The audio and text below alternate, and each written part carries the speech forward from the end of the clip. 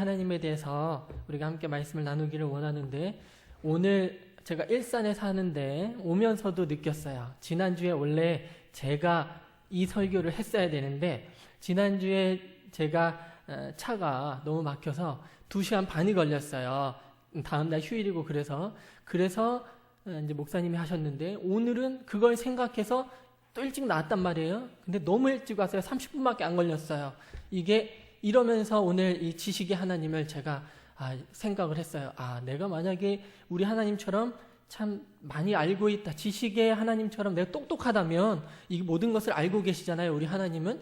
그랬다면 이럴 일은 없을 텐데, 2시간도 전부터 와가지고 이러고 있었는데, 우리 그 지식의 하나님을 다시 한번 생각해 보면서 이렇게 여기에 오게 되었습니다. 여러분, 우리 하나님은 지식의 하나님입니다. 누가 뭐래도 우리 하나님 지식의 하나님이에요. 지식이라는 게 뭡니까, 여러분? 지식은 아는 것입니다. 아는 것. 우리 하나님보다 많이 아시는 분 계세요? 아무도 없어요. 뭐 교수님이고 뭐 과학자고 뭐 의사고 뭐 판사고 뭐 어떤 사람이든지 간에 우리 하나님보다 지식에 뛰어난 사람은 없습니다. 이 세상에 그 어떤 누구도 우리 하나님보다 지식에 뛰어난, 우리 하나님보다 더 많이 아는 그런 존재는 없어요. 그렇다면 오늘 우리는 한나가 소개하는 그 지식의 하나님을 만나면서 우리 하나님께 더욱더 의지하고 우리 하나님께 붙들려 사는 우리들이 다 되기를 원합니다. 자, 오늘 한나의 기도가 우리가 정말 놀랍다라고 신학자들도 그렇게 이야기하고 참 괜찮다, 아름답다라고 표현할 수밖에 없는 이유가 있어요. 그것은 뭐냐면, 여러분, 한나는 하나님께서 자신에게 하신 어떤 놀라운 일들에 대해서 너무너무 감사합니다 해서, 우리가 어떤 일들을 하나님께서 나에게 행하신 것을 보고 감사의 기도를 올리잖아요. 하나님 너무 감사합니다 기도 올리고, 더 감사하며 하나님께 예물도 드리고, 우리는 하나님께 그렇게 감사의 표현을 해요. 근데 한나의 기도가 놀랍다고 평가받을 수밖에 없는 이유는 무엇이냐면, 그저 하나님 감사합니다, 너무 감사합니다라고 감사의 기도로 그친 것이 아니라 하나님을 향한 그 감격을 어찌할 줄 몰라서 놀라운 신앙의 고백으로 하나님 앞에 자신을 쏟아놓고 승화시켰다는 데 있습니다. 우리도 앞으로 혹시 하나님께 감사할 일이 이렇게 생기거든, 정말 우리의 신앙의 이 고백을 하나님 앞에 아름답게 한나처럼 올려드림으로 하나님께 더욱더 하나님 그 기뻐하시는 기도를 올림으로 하나님께 더 사랑받는 여러분들이 되시길 원합니다.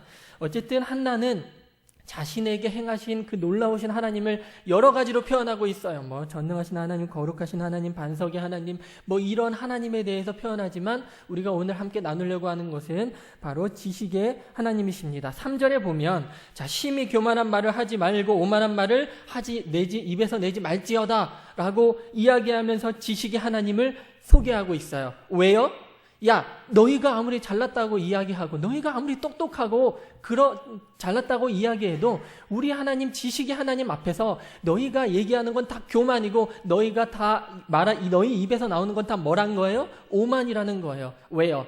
우리 하나님보다 우리가 지식에서 뛰어날 수가 없기 때문에. 그러면서 오늘 한나는 그 지식의 하나님을 소개하고 있습니다. 자, 한나가 느낀 그 지식의 하나님, 우리 하나님의 지식에 대해서 만약에 우리가 다 나누려고 그러면 365일 나눠도 다 나눌 수가 없습니다. 왜냐하면 이 세상에 있는 모든 것은 누구의 지식으로 창조되었어요? 하나님의 놀라운 지식으로. 여러분, 아무것도 없는 공중에 지금 지구가 떠 있습니다. 뭐 과학자들이 내가 발견했다고, 막 우주인들이 내가 발견했다고 그렇게 얘기하지만, 여러분, 그걸 발견한 거고 인간은 그걸 발견했을 뿐이고, 그 아무것도 없는 공중에 그 하나님의 법칙으로 인해서 지구를 떠 있게 허공에 매다신 그 지식은 누구의 지식이에요? 하나님의 지식이에요. 저는 하늘을 볼 때마다 신기한 게 뭐예요?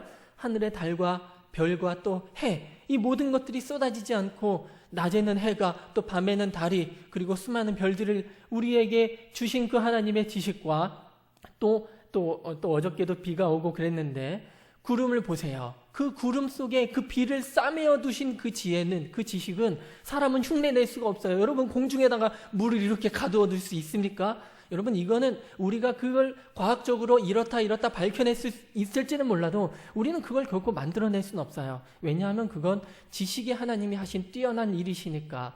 이런 모든 지식을 다 나누자면 우리가 365일 나눠도 못 나누고, 이 한나가 소개하는 지식의 하나님 중에서 우리를 향하신 그 지식의 하나님 중에서 3가지만, 우리를 향하신 놀라운 그 지식의 하나님의 세 가지만 우리가 오늘 함께 나누기를 원합니다. 자, 첫 번째, 하나님은 우리가 태어나기 전부터 우리를 아셨습니다. 여러분, 하나님은 우리가 태어나기 전부터 우리를 아시는 지식의 하나님이세요. 여러분, 우리가 태어나기 전부터 하나님은 우리의 이름을 알았어요. 그리고 우리 하나님께서 우리가 어떤 삶을 살 것인지도 아셨어요. 우리 하나님이 우리를 통해서 또 누구를 낳을 건지도 하나님은 이미 다 작정하시고 우리의 모든 것을 우리가 태어나고 나서 하면서 알고 계신 게 아니라 태어나기 전부터 하나님께서 우리를 아셨다는 사실이죠. 자, 여러분, 한나가 하나님을 전혀 알지 못했을 때도 하나님은 한나를 먼저 아셨습니다. 그래서 처음에는 한나가 생각했을 때 성경에 기록하진 않지만 제가 한나였더라면 하나님은 나한테 관심이 없나 보다. 내가 이렇게 내 그 적수인, 내 남편의 다른 아내인 분인 나에게 맨날 괴롭힘 당하고 격분됨이 많고 많은 사람들이, 여러분 그 당시에 자녀가 없으면 저건 하나님께 저주받은 여자다라고 하면서 정죄받을 때거든요. 그러면 하나님 나한테 관심 없나 보다라고 충분히 생각할 수 있어요. 그러면서 마음이 너무 격분되고 괴로우니까 한나는 어떻게 했습니까? 하나님 앞에 나와서 기도했어요. 기도밖에 할 수 없었어요. 하나님을 꼭 붙들고 열심히 하나님께 기도했습니다. 기도하다 보니까 하나님이 어떻게 한나가 고백하는 것처럼 한나를 만나주셨고, 그러므로 인해서 한나는 하나님의 뜻을 알게 되었고, 그래서 하나님께서 계획하신 대로 한나를 통해서 하나님의 사람 사무엘을, 이스라엘을 이끌 그 지도자 사무엘을 하나님께서 한나를 통해 이렇게 이 세상에 보내주셨던 거죠. 자, 여러분, 한나는 전혀 알 수 없었습니다. 그러나 하나님은 이 모든 것들을 다 알고 계획하고 계셨어요. 사소하게 한나의 일상에 개입해서 기도할 수밖에 없게 만드셨고, 기도함으로 하나님의 뜻을 알게 하셨고, 그럼으로 인해서 서원하게 하셨고, 그래서 사무엘이라는 아이를 하나님이 한나를 통해서 이 세상에 보내주셨다는 사실이죠. 여러분, 예레미야 1장 5절에서 하나님이 예레미야를 부르십니다. 그리고 하나님이 예레미야에게 이렇게 말씀하십니다. 제가 읽어볼게요. 내가 너를 모태에 짓기 전에 너를 알았고, 네가 배에서 나오기 전에 내가 성별하였고, 너를 여러 나라의 선지자로 세웠노라. 여러분, 하나님께서는 예레미야가 모태에 지어지기도 전에, 엄마 뱃속에 들어가기도 전에 하나님이 예레미야를 알았대요. 그리고 네가 배에서 나오기도 전에, 네가 배에서 세상에 튀어나오기도 전에 내가 너를 이미 성별했다는 거예요. 이미 하나님의 자녀로 이미 구별하셨고 구분하셨다는 거예요. 근데 더 놀라운 것은 뭐냐면, 내가 네가 배에서 튀어나오기 전에, 태어나기 전에 어떻게?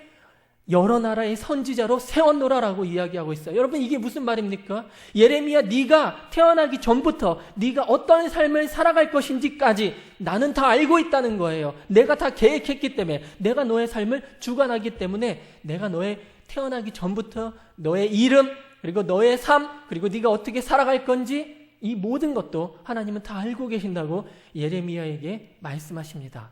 자, 그런데 예레미야는 인간이에요. 나약해요. 지식의 하나님을 잘 몰라요. 그래서 예레미야가 하나님께 이렇게 얘기합니다. 하나님, 슬픕니다. 왜 하필 저 같은 인간을 사용합니까? 저는 아이라 말도 할 줄 모르고 나는 너무 부족한 사람인데 왜 저 같은 인간을 하나님 하필 사용하려고 하십니까? 저 훌륭한 다른 사람 사용하시지 왜 나 같은 인간 사용하세요? 라고 예레미야가 하나님께 슬퍼하며 이렇게 물어봅니다. 그랬더니 하나님이 위로하면서 이렇게 말씀하시죠. 내가 너를 누구에게 보내든지 너는 가며 내가 무엇을 명령하든지 너는 말할지니라. 너는 두려워 말라. 내가 너와 함께하여 너를 구원하리라. 하나님이 예레미야에게 이렇게 말씀하세요. 이게 무슨 말이에요, 여러분? 야, 네가 태어나기 전부터 내가 너를 알았고 너의 이름을 알았고 네가 어떤 삶을 어떻게 살아갈 건지 내가 작정하고 내가 모든 걸 다 알고 있고 너의 삶을 내가 계획하고 주관하고 지금도 이끌고 있는데, 내가 너의 손을 붙잡고 내가 너를 이끌어 가고 있는데 네가 뭐가 두렵냐는 거예요. 야, 네가 알기 전부터, 태어나기 전부터 나는 너의 모든 걸 알고 있어. 그런데 네가 뭘 두려워하느냐라고 하나님이, 나는 지식의 하나님이라고 예레미야에게 말씀하고 계시는 겁니다. 여러분, 우리 마찬가지예요. 우리가 하나님을 알지 못할 때, 즉 우리가 태어나기 전에도 하나님은 우리를 알고 계셨습니다. 우리의 이름을 알고 누구를 통해서 태어날지도 하나님이 이미 다 알고 계셨고, 우리가 어떤 삶을 살아갈 건지도 하나님을 다 알고 계세요. 우리의 앞길, 예배 끝난 바로 직후에 여러분들이 무엇을 행할지 계획하고 있지만 그게 마음대로 됩니까? 그러나 우리 하나님은 우리가 알지 못하는 우리의 모든 미래도, 우리의 모든 과거도, 우리의 지금 모습도 우리가 태어나기 전부터 하나님은 다 작정하고 알고 계셨다고 오늘 고백하고 계시는 겁니다.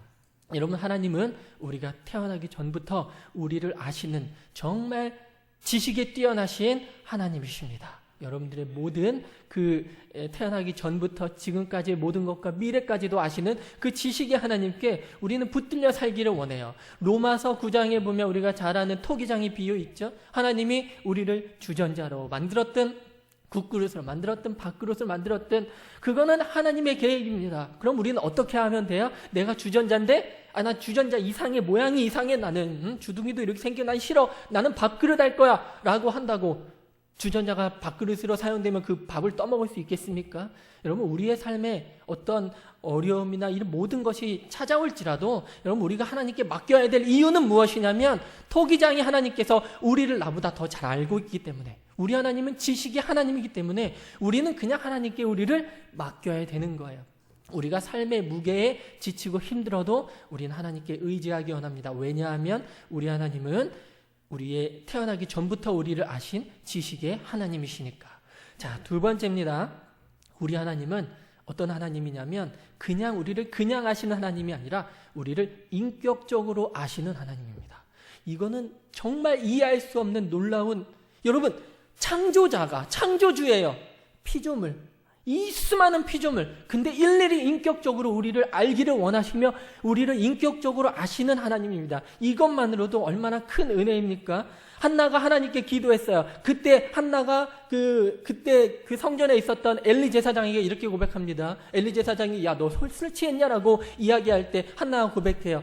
당신의 여종을 그 악한 여자로 그렇게 여기지 마옵소서. 나는 포도주나 독주를 마신 것이 아니요 하나님 앞에 내 마음을 통한 것뿐이오니라고 얘기해요. 여러분, 한나가 어떻게 했다고요? 하나님과 마음을 통했대요. 와, 여러분, 이건 정말 기가 막힌 은혜 아닙니까? 어떻게 우리 같은 인간이, 한나 같은 인간이 창조주 하나님하고 전능하신 하나님하고 인격적으로 만나서 마음을 통합니까? 이거는 우리 말고는 할 수 없는 일입니다. 한나는 하나님께 내가 마음을 통했다. 즉 하나님은 우리에게 인격적으로 우리를 알기를 원하시며 인격적으로 우리에게 찾아오시는 그런 하나님이십니다.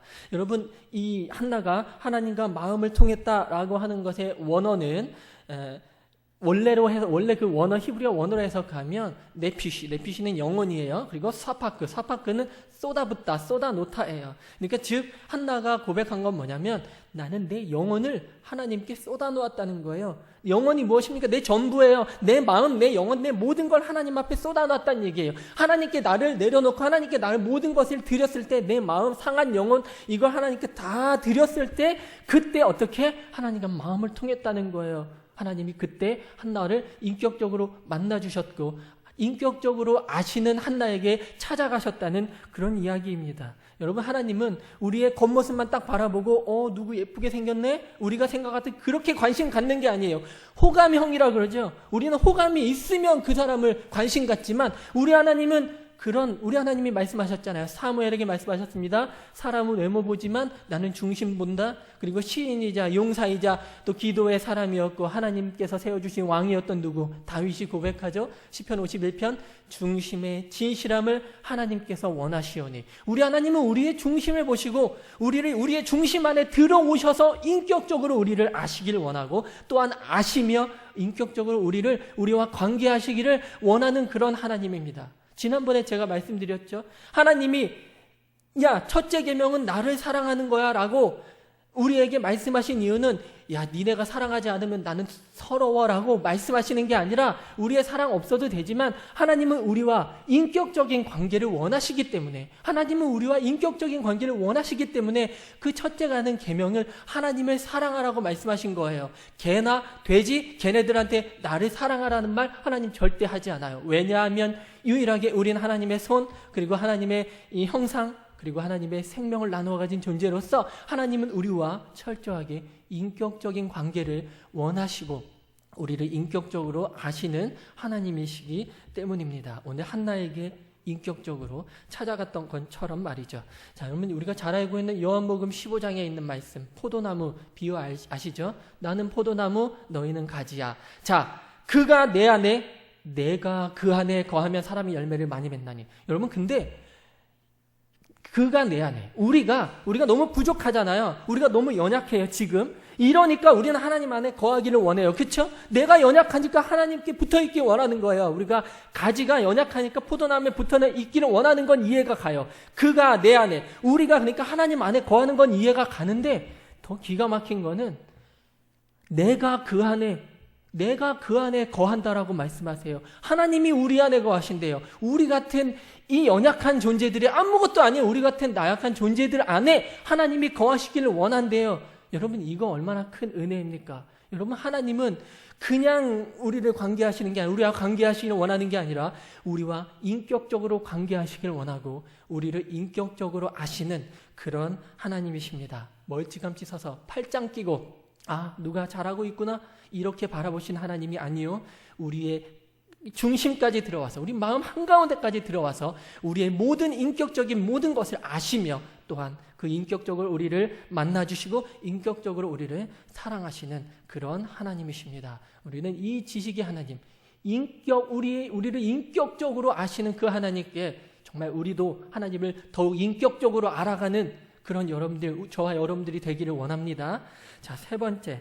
자, 하나님은 우리의 모든 형편과 처지를 아십니다. 우리의 모든 형편과 처지 일일이 다 아세요. 하나님이 그냥 크게 이렇게만 아시는 게 아니에요. 우리 모든 형편과 처지 일거수일투족 다 알아요. 하나님이 사소하게 한나의 인생에 개입했어요. 그래서 이렇게 저렇게 한나를 우리가 쉽게 얘기해서 요리했다 그러죠. 하나님께 요리했다 그러면 좀 죄송스럽지만 우리가 좀 쉽게 이해하기 위해서 우리 하나님 이렇게 저렇게 한나를 이렇게 만드셔서 이끌어 주신 거예요. 왜요? 하나님의 계획 안에 한나가 있어야 하니까. 그래서 하나님께서는 한나로 하여금 기도하게 하시고 아까 말씀드린 목적을 바꾸게 하시고 그렇게 하나님이 사무엘을 한나에게 주신 거예요. 근데 여러분 정말 놀라운 은혜는 뭐냐면 거기까지 한나가 사무엘 주시면 내가 하나님께 드리겠습니다. 서원했으니까 이건 당연히 지켜야 되는 거니까. 근데 우리 하나님의 은혜가 거기까지만 미친다 그러면 하나님 감사합니다라고 한나가 그랬을지 모르겠어요.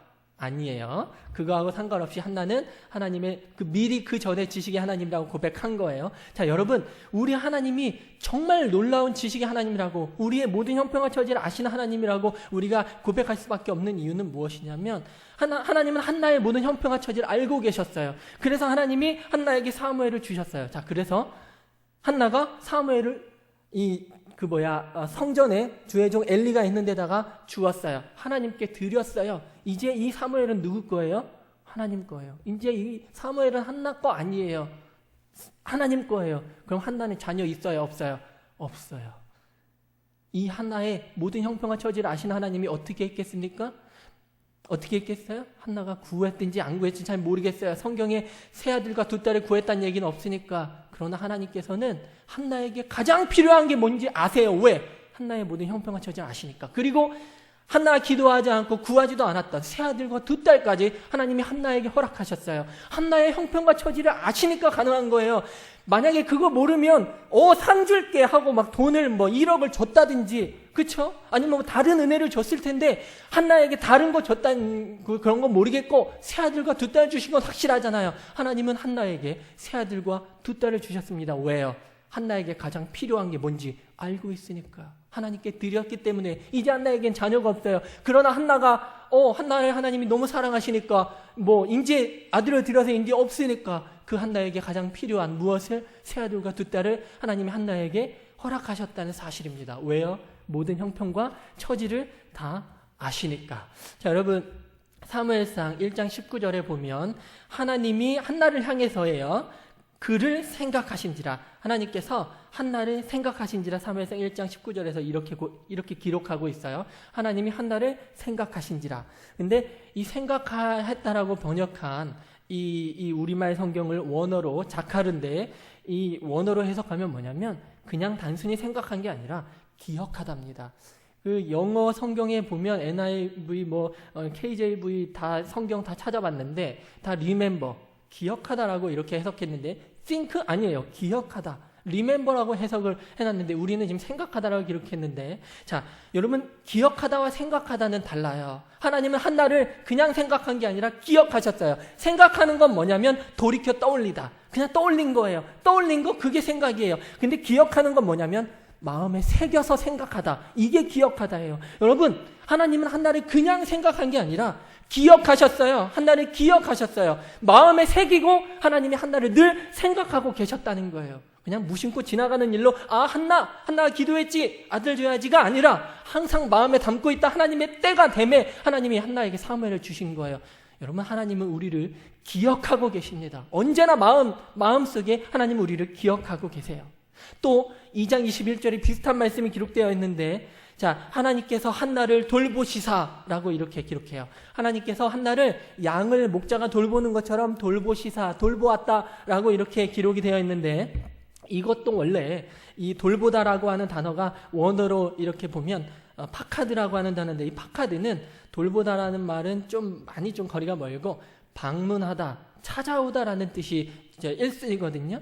방문하다, 찾아오다. 여러분, 하나님은 한나를 그냥 돌보신 게 아니라 한나의 인생에 직접 찾아오셔서 한나에게 방문하셔서 한나의 삶 속에 들어가셔서 하나님은 한나를 지켜주시고 한나를 돌보아 주시는 하나님이십니다. 여러분, 하나님은 우리를 제3자 입장에서 저기 하늘에 있으니까 멀잖아요. 그렇게 바라보지 않아요. 임마누엘 하나님은 언제나 우리에게 바로 코앞까지 찾아와서, 아니 우리의 마음속까지 찾아와서 우리의 모든 삶을 이끌고 우리를 돌보고 계시며 우리를 기억하고 계시는 그런 하나님이십니다.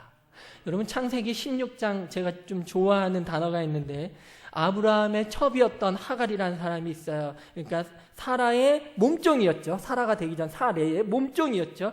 그 몸종이었던 하갈이 자기가 임신해가지고 이 주인한테 막 좀 이렇게 까불었나 봐요. 그러니까 사라가 아브라함한테 가서 내가 얘 때문에 못 살겠다. 얘 어떻게 할 거냐? 그랬더니 아브라함이 당신 마음대로 하시오. 그래서 사라가 쫓아냈어요, 하갈을. 그래서 하갈이 광야에서 방황하고 돌아다녔습니다. 이제 나는 죽었구나. 나는 버림받았구나. 나 이제 어디로 가지? 어떻게 살지? 그렇게 하갈이 광야에서 방황하고 있을 때 하나님이 하갈에게 찾아오셨습니다. 하갈이 기도했는지 안 했는지는 모르겠어요. 기록하지 않으니까. 그러나 하나님께서 하갈을 찾아오셨습니다. 그래서 그 하갈을 살피셨어요. 자, 그리고 그 하갈이 이제 쫓겨났잖아요. 근데 하나님이 하갈에게 이렇게 말씀하세요. 야, 너 뱃속에 아들이 있어. 그 아들의 이름을 이스마엘이라고 할 거야. 돌아가서 너의 이제 주인에게 복종하고 너 그렇게 순종하며 살아라 라고 말씀하세요. 여러분, 이걸 그냥 지나쳐가면 하나님이 만나주신 하나님 이렇게만 생각할 수 있는데, 여러분, 하나님은 하갈의 모든 형편과 처지를 아셨어요. 하갈이 집에 돌아갈 수 있는 하나님 한 방법을 하나님은 그냥 구체적으로 딱 주신 거예요. 뭡니까? 너 뱃속에 아들 있어 라는 거예요. 딸이면 지금 아브라함은 늙었어요. 사라도 늙었어요. 아기가 낳을지 안 낳을지 그런 것도 몰라요. 그래서 하갈을 얻어온 거잖아요. 그랬는데 하갈의 안에 누가 있다고요? 아들이 있대요. 그러면 이 안에 하나님이 아들이 있다 그랬습니다. 돌아갈 수 있는 명목이 생긴 거예요. 하나님께서 하갈의 모든 형편과 처지를 아시니까 그냥 하나님이 이렇게 멀리서 보고 광야에서 방황하는 애가 있네, 누구지? 하갈이네, 이게 아니에요. 하갈의 모든 형편과 처지를 아셨기 때문에 돌아갈 수 있는 명목, 야, 네 뱃속에 아들이 있다. 그 아들의 이름 이스마엘이야 하면서 하갈이 돌아갈 수 있도록 하나님이 하갈에게 은혜를 주셨고, 하갈은 그곳의 이름을 부엘라 헤로이, 즉 나를 살피시는 살아계신 이의 우물이라고 이름을 짓고 하나님께 찬양을, 영광을 돌리는 걸 볼 수 있습니다. 여러분, 하나님은 우리의 모든 형편과 처지를 아세요. 출애굽기 3장에 보면 이 이스라엘 백성들이 이 애굽에게 괴롭힘을 당하고 있었죠. 그때 하나님이 누구를 불렀어요? 지도자 모세를 불렀어요. 그리고 모세에게 소명을 주면서 말씀하셨어요. 내가 내 백성의 고통을 분명히 보고 부르짖음을 들었다. 그래서 내가 너를 지도자로 세워서 그들을, 내 백성을 이스라엘 애굽에서 이끌어내겠다는 거예요. 여러분, 하나님이 어떻게 하셨다고요? 고통을 보고 부르짖음을 들었대요. 여러분, 하나님은 이스라엘 백성들의 모든 형편과 처지를 알고 항상 바라보고 계셨습니다. 여러분, 하나님은 우리의 모든 형편과 처지를 아시는 지식의 하나님입니다. 한나뿐만 아니라 모세뿐만 아니라 이스라엘 백성뿐만 아니라 하갈뿐만 아니라 우리 여기 있는 우리 모두의 형편과 처지를 우리 하나님은 다 알고 계신 지식의 하나님입니다. 그러므로 이제 말씀을 정리하기 원합니다. 자, 우리는 지식의 하나님에 대해서 함께 나눴어요. 특별히 우리를 향한 지식의 하나님, 우리 하나님 우리를 어떻게 알고 계시나, 우리가 그 하나님에 대해서 함께 나눴습니다. 첫 번째, 하나님은 우리가 태어나기 전부터 우리를 아셨습니다. 그렇죠? 그리고 두 번째, 하나님은 우리를 그냥 아는 게 아니라 인격적으로 아시는 하나님이십니다. 그리고 세 번째, 우리 하나님은 이렇게 뭉뚱그려서 우리를 아시는 게 아니라 모든 형편과 처지를 다 일일이 아시는 그런 하나님이십니다. 그러므로 여러분, 이제 나보다 나를 더 잘 알고 계신 그 지식의 하나님, 가장 우리가 좋은 삶을 사는 것은 가장 잘 살았다, 내가 죽어서 천국 갈 때 정말 잘 살았다라고 이야기할 수 있는 인생이 되려면 내가 세상 사람들이 얘기하는 해보고 싶은 거 다 해보고 죽어야지가 아니라 가장 똑똑한 삶, 가장 현명한 삶, 그것이 무엇입니까? 가장 아름다운 삶이 하나님 앞에서 가장 좋은 삶이 무엇입니까? 지식의 하나님께 이끌려 사는 삶, 지식의 하나님께 의지해서 사는 삶, 바로 그 삶이 가장 아름답고 현명하고 똑똑한 삶인 것을 우리가 이제 기억하기를 원합니다. 그러므로 한나가 얘기했던 것처럼 우리는 지식의 하나님 앞에서 내가 좀 똑똑하다라고 내 교만을 내세우지 않고 오만하지 않고 우리 하나님을, 그 지식을, 모든 걸 다 알고 계시는 그 지식의 하나님을 우리가 붙들므로 인해서 정말 우리 하나님께서 너 정말 잘 살았구나, 너 정말 똑똑하게 아름답게 잘 살았구나 라고 여러분들에게 천국에서 칭찬할 수 있는 그런 사랑하는 저와 여러분들 되시길 간절히 원합니다.